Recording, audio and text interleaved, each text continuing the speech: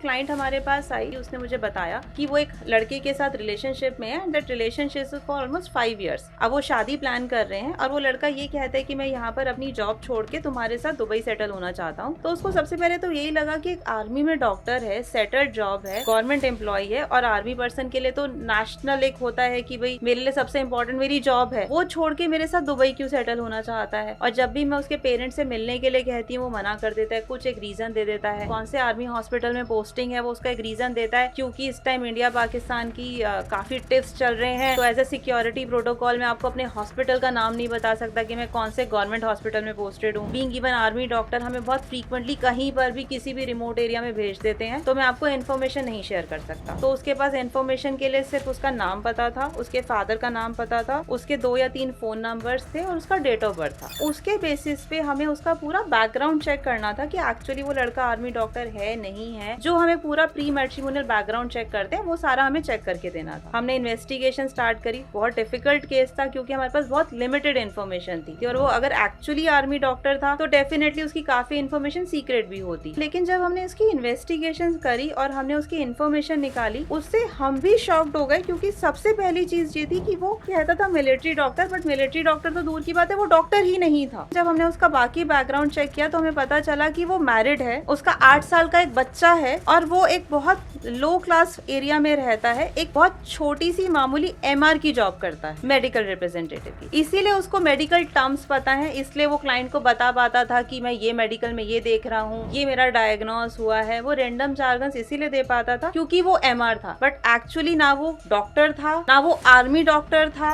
और वो मैरिड भी था, उसके एक बच्चा भी था। बस जस्ट बिकॉज वो अब्रॉड सेटल होना चाहता था लड़की के साथ, उससे पैसे लेना चाहता था, इसलिए उसने अपने आप को सब कुछ बताया था कि वो मेडिकल डॉक्टर है और वो आर्मी में हॉस्पिटल में जॉब करता है।